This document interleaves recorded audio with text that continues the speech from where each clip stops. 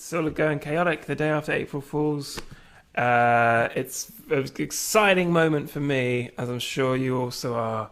Very excited to start with. Very shiny copy of David Hackett Fischer's Albion Seed for British Folkways in America.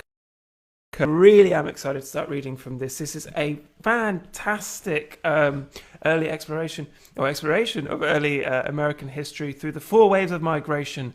The one we'll talk about today is of Quaker migration to the Delaware Valley and uncovering what it was they were. So with this black wax hand and this orange wax pear, we are summoning up, boys and girls, and let's get started with David Hackett Fischer and the peculiar early Quakers who, for us friends, are very inspiring people, and we need a little bit of their grit and their passion, or a lot of it nowadays. None of this boring modern complacency or laziness or spiritual apathy.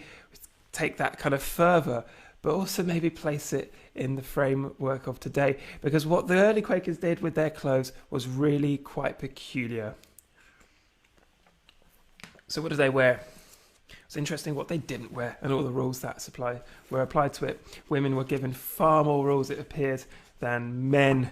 Even in a very egalitarian society, this was the way of life. So the book uncovers the various folkways, the streams of life of people, the way they played sport, what they ate, how they dealt with the dead and their own deaths. So we've got the clothing ways, the dress ways, the Delaware dress ways. My previous reading on the clothes of fools and jesters in the English court, that was rather stuttered and unprepared. So hopefully this one will go a little bit better. The calico, oh the calico, wrote Anne Cooper in 1762. I think tobacco and tea and calico may all be set down with the keeping of Negroes, all one as bad as another. So for pretty much all of early friends, pretty much all, slavery was very much frowned upon, although some early friends did, of course, keep slaves, and using the language of the time, it was the word Negro, and that was definitely becoming less and less acceptable. Just as wearing calico and of smoking tobacco and drinking tea. Pretty extreme. Remembering the Quakers emphasised that they were a Puritan set. David Hackett Fischer is really trying to unravel what that word Puritan really, really meant. It wasn't always a bad thing. To strangers, the cultural values of the Quakers were most visible in these distinctive attitudes towards dress, which became a vital part of Quaker identity and an important expression of their faith. I should emphasise today, a lot of Quakers just dress, how they feel. All right, and even some friends in this time, the 1600s, they did also. They were free. They wore what they liked, but generally speaking, no, they had particular rules. The idea of going plain in the world, a classic Quaker phrase, made its appearance during the first period of Quakerism as part of George Fox's gospel. George Fox, the founder of Quakerism, his followers took up this teaching with high enthusiasm. In many a North Midland town, the visit of a Quaker evangelist was followed by an event called the burning of the Braveries, in which the people made a bonfire of their ribbons and silks. During the second period of Quakerism, the Society of Friends developed George Fox's taste for simple clothing into dress codes of fantastic complexity. Quakers believed that clothing in all its forms was an emblem of Adam's fall.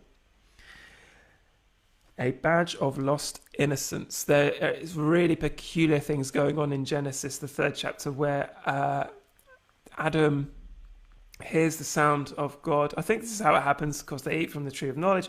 Adam hears the sound of God, and then he covers his shame. He feels ashamed to be naked before God. God later gives them clothing, but shame enters here. And there's a lot of discussion of what shame is and how it comes into the shame.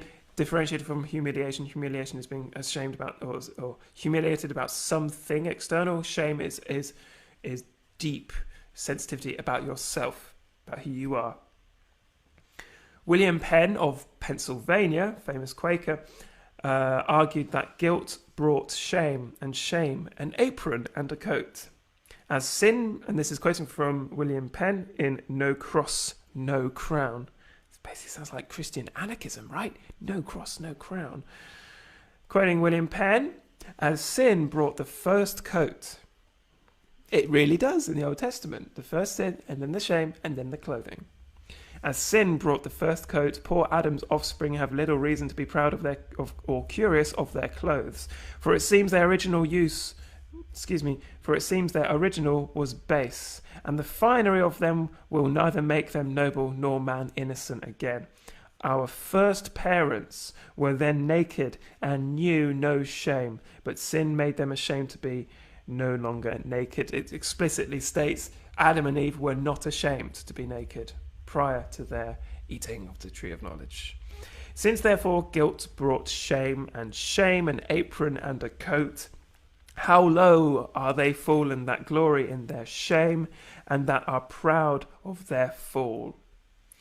For so they are that use care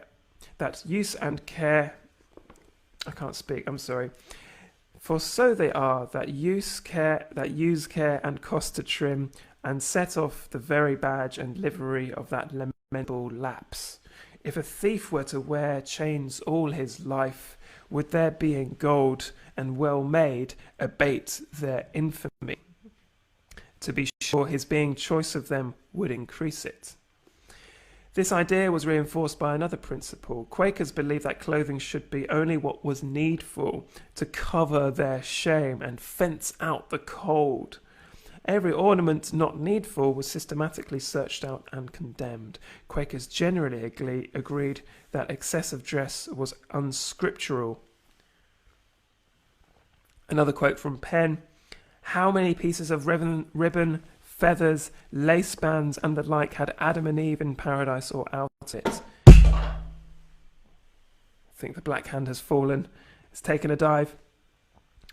What rich embroideries, silks, points, etc. had Abel, Enoch, Noah, and good old Abraham? Did Eve, Sarah, Susanna, Elizabeth, and the Virgin Mary use curl, powder, patch, paint, wear false locks of strange colours, rich points, trimmings, laced gowns, embroidered petticoats, shows and slip-slaps, laced with silk or silver lace and ruffled like pigeons' feet? Did they? William Penn asks, of Pennsylvania. To all of these reasons for going plain, Quakers added yet another argument, that a primary purpose of fashion was to arouse the sexual passions which they feared and despised, this being a classic Puritan sect, of course. It's notorious, Penn wrote, how many fashions have been and are invented on purpose to excite to lust, which enslaves their minds to shameful concupiscence. As if these objections were not enough, Quakers added the argument that costly costumes created envy in the world and divided one friend from another. This is entirely to do with money and socioeconomics. They believed, in company with others of their age, that the stock of wealth was fixed. There's only so much money in the world, and we all deserve a share in it, and that one person's extravagance caused the impoverishment of another. If thou art clean and warm, it is sufficient, wrote Penn, for more doth rob the poor. So simply owning something rich livery and a fine apron, that would dispossess the disadvantaged. Further, Quakers argued that attention to superficial things diminished a deeper concern for the life within. Isaac Norris of Philadelphia in 1719 instructed to his son in London, "Come back plain. This will be a reputation to thee, and recommended thee to the best and most sensible people. I always suspect the furniture of the inside where too much application is shown for a gay or fantastical outside." There's a beautiful sentence, a beautiful image. The furniture of the inside, that's what counts, that's what matters. Bizarrely, though, the restrictions of what you saw on the outside became themselves a kind of Quaker fetish. this obsession with appearances, which is exactly what they were trying not to do. It was all about the flame burning within you. Moreover, it was important to Quakers that they should simply be different from others in the world. In 1726, the female Friends of the Philadelphia Yearly Meeting drafted an open letter to all women of their persuasion, condemning vain conversations, customs, and fashions in the world. Dear sisters, they wrote, these things we solidly recommend to your care and notice, that we might be unto the Lord a chosen generation, a royal priesthood, an holy nation, a peculiar people. They wanted to be a peculiar people. Peculiar had different meanings at the time. I think it might have meant elect or chosen.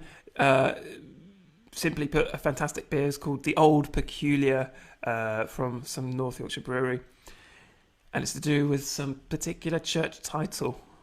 I obviously drank too much of it to remember. When Quakers translated their ideal of going plain into actuality, they adopted a special form of simple dress which derived from the folk costume of England's North Midlands. George Fox himself wore the costume of a North Country shoemaker. North Country being, I don't know, present-day Durham? I think, in England, or just north of something, okay? I'm from Oxford, what do I know? Of the North Country.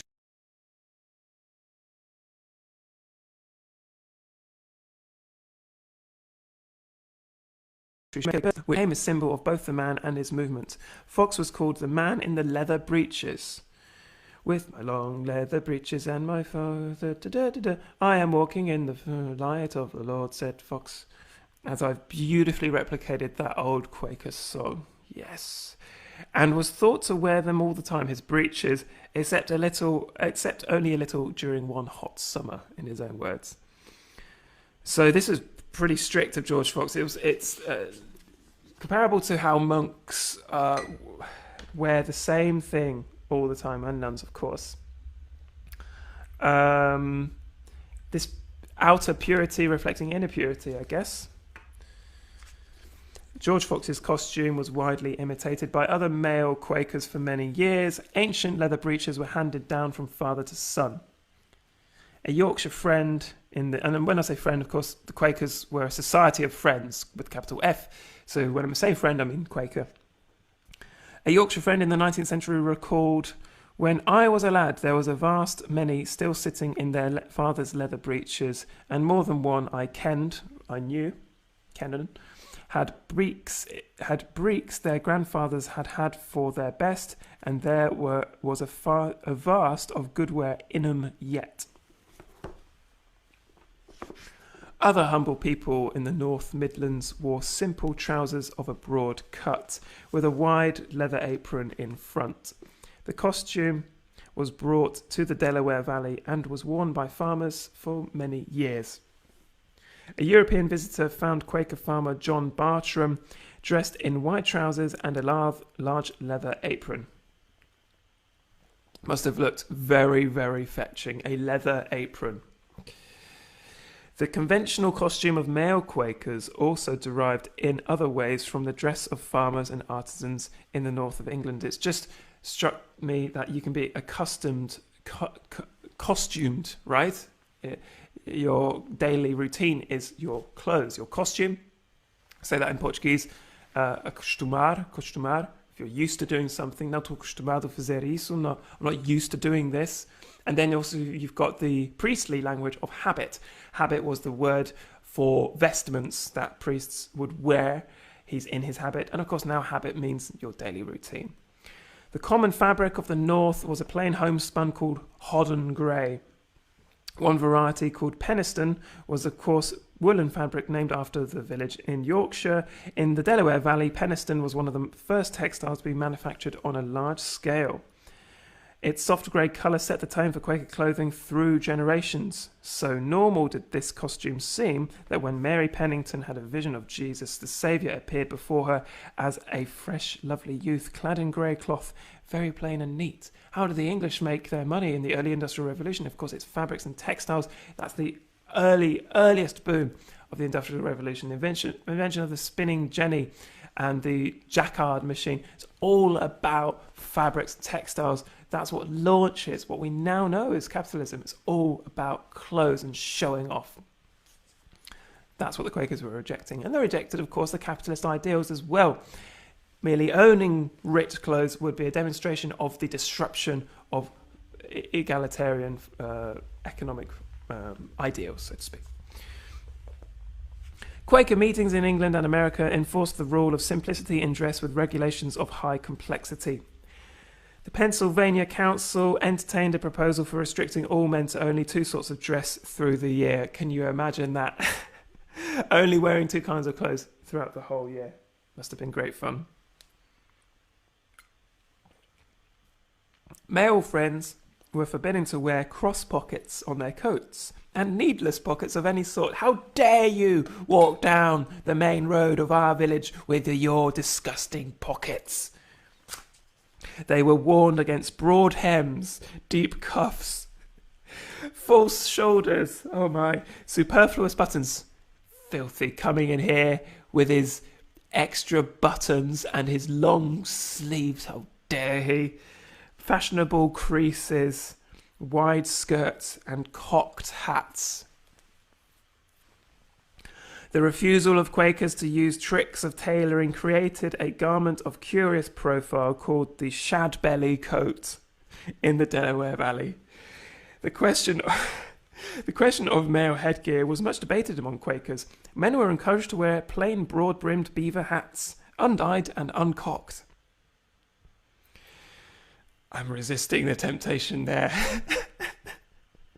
A beaver hat that is uncocked. Fantastic. So many adopted this fashion that American Quakers in the early 18th century were called broad brims, or men with broad hats and no pockets. Many meetings also wrestled with the difficult question of wigs. The difficult question of wigs, yes, plaguing the communities, keeping the men up at night. What do I do about the wig? Wigs were a big deal. You see many depictions of court life, say, I don't know, 18th, 19th century England. They're all wearing these horrible wigs, which must have stunk and been really, really annoying to wear. Hairless friends were permitted to wear modest periwigs, but only after they had consulted with elders and solemnly affirmed that necessity and not voluptuousness had brought them to the use of them, end quote.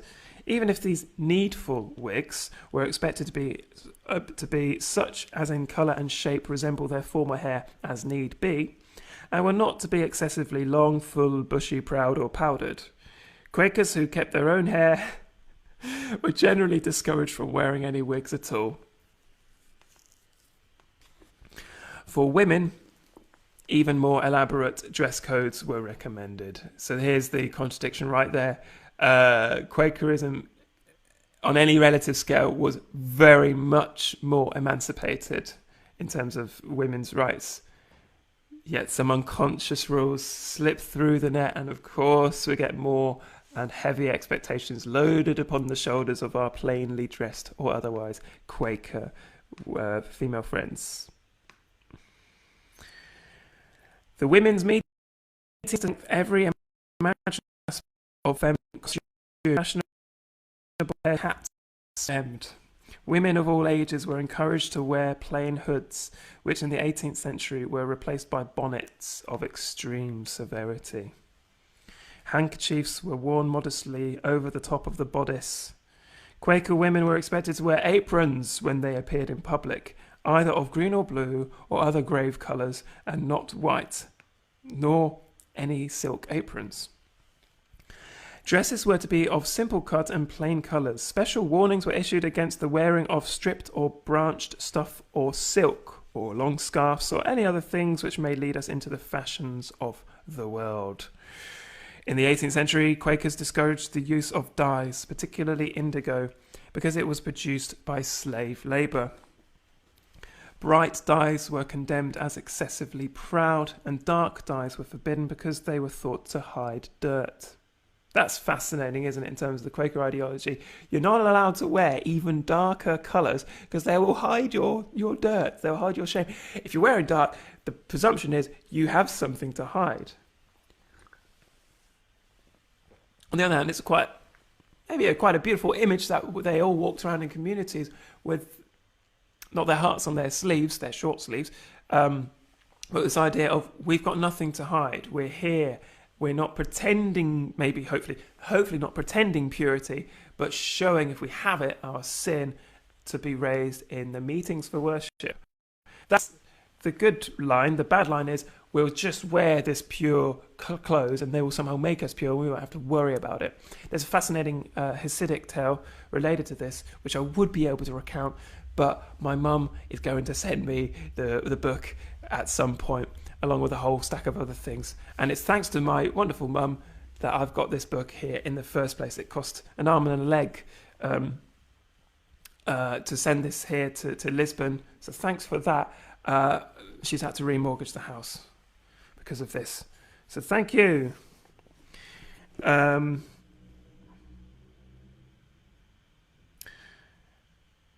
Excuse me, sorry, I lost my place. Dresses were to be of simple cut and plain colours. Special warnings were issued against the wearing of striped or branched stuff or silk, or long scarves, or any other things which may lead us into the fashions of the world. I think I already read that. In the 18th century, yes, excuse me, I did already read that. Dyes came on to the subject of dyes. The Quakers didn't wear them because they were produced by the slave market, I'm guessing in the South. Don't know anything about this, but that's quite interesting. Dark dyes were forbidden because they were thought to hide dirt. The New Jersey Quaker John Woolman, fascinating guy, literally called the Wool Man, conducted a lifelong campaign against the use of dyestuffs on this ground, and we're quoting from John Woolman's book here, the Woolman Journal. I have been where much cloth hath been dyed, he wrote in his journal, and have at sundry times walked over the ground where much of their dyestuffs has drained away. This hath produced a longing in my mind that might come into cleanness of spirit, cleanness of person, and cleanness about the house and garments. Real cleanliness becometh a holy people. But hiding that which is not clean by colouring our garments seems contrary to the sweetness of sincerity. Through some sorts of dyes, cloth is rendered less useful. And if the value of dyestuffs and expense of dyeing and the damage done to cloth were all added together, and that cost applied to keeping all sweet and clean, how much more would real cleanliness prevail? I'm going to show you some rather catching Quaker dress here in my really crappy camera. So that's what women were supposed to wear. There is a real beauty though in this simplicity. Think of the old masters, the Dutch masters, you know, those still lives in the purity of everyday domestic life. What is it? The phrase godliness is cleanliness, something like this.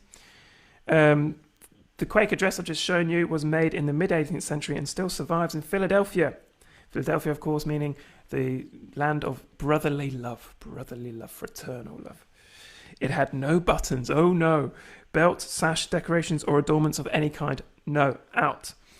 But it was designed with grace and refinement and cut from fine silk. The dress was worn with a handkerchief folded modestly over the bodice in accordance with the recommendation of many women's meetings. So they really had to come to a corporate decision to make these fashion styles. You know, it wasn't sort of one person doing it. That's of course part of the corporate nature of Quaker life. And unless I'm mistaken, corporate comes from the word body, corpus, whatever, corpo in Portuguese.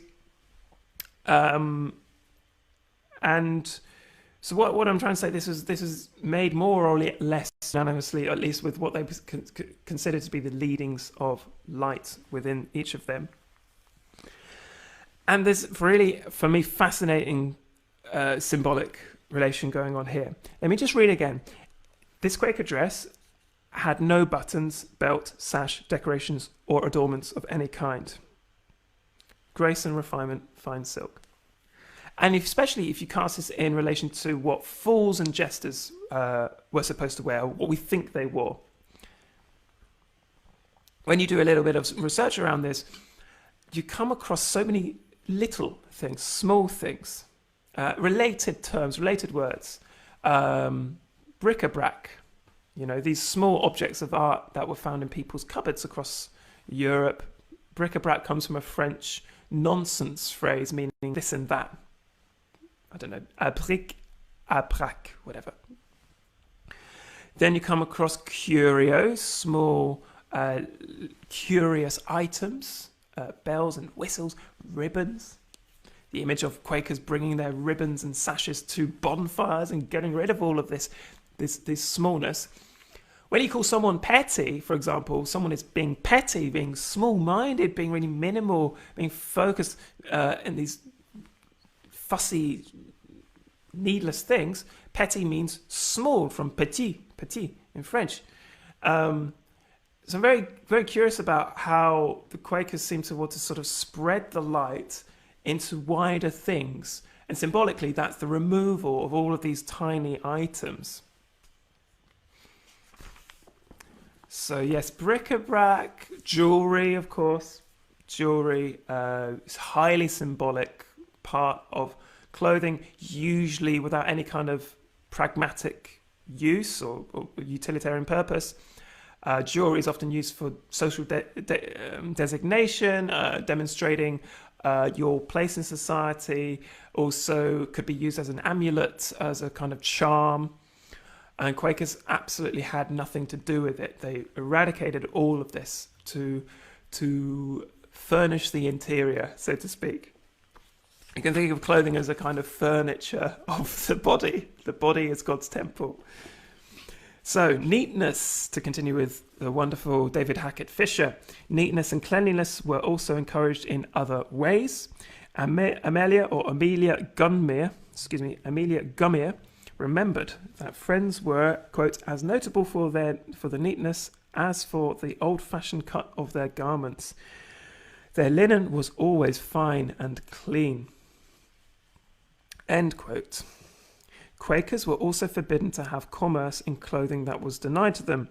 This was the case in both England and in America. The Cheshire Quarterly meeting as early as 1699 agreed to the very strict rules in that respect.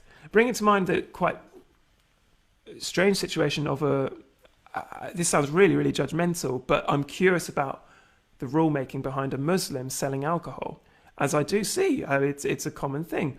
Maybe the need to make an income for your family overrides the prohibition of alcohol. And whether the prohibition of alcohol in Islam extends to even selling it, I'm not sure. Certainly, alcohol is still made in certain Muslim communities. Brandy is allowed to be drunk at times of extremity, where you're near the end of your life, according to certain traditions in Islam. But Quakers were forbidden from even selling prohibited clothing. To quote the Cheshire Quarterly meeting, and that must be Cheshire in England, of 1699, a question having been proposed to this meeting, whether anyone may make, sell, or buy anything which it is not consistent with truth, or that friends cannot wear, which matter came to this result: that the making, buying, or selling striped, figure, printed silks, stuffs, or cloths, or anything else that friends cannot wear, is altogether inconsistent with truth, and for future to be avoided. Liberty being only given that such as have any such by them do dispose thereof, and for the future buy no more. Not the most elegant writing in Quaker literature, but you get the point.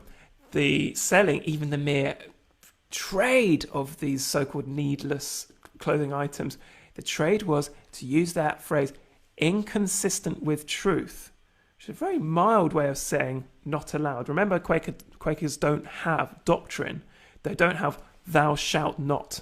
It simply was not even prohibited. I shouldn't maybe use that word, but it was strongly advised against. Whether that really matters in practice, because you would have been ostracized and very rarely, excommunicated isn't the word, because there was no church. There was just meeting houses, but banished, probably not the right word as well, but yeah, pushed out of the community, possibly. That did happen in the early Quaker settlements, but suffice to say, it wasn't thou shalt or you shall not. It is a sin. It is if you do this, it is inconsistent with the truth. The famous encounter of George Fox, I think it was with William Penn or some other early Quaker witches. George Fox sees the early friend with a sword in his breeches or whatever. It's probably, I have to research this, but this is basically the story. George Fox encounters the friend, sees him with a weapon. Quakers being pacifists, full-on pacifists. George Fox says, so what about that sword? And the friend says, well, I must wear it. I need it. And George Fox, instead of saying, get rid of it, along with your wig, George Fox says, wear that sword as long as thou canst, as long as you can. Which is a way of introducing a little worm of guilt, maybe, into the friend's head, saying, wear it as long as you can get away with from your own conscience. If your conscience starts running, it will naturally be a consequence that you can't wear that sword and call yourself a Quaker.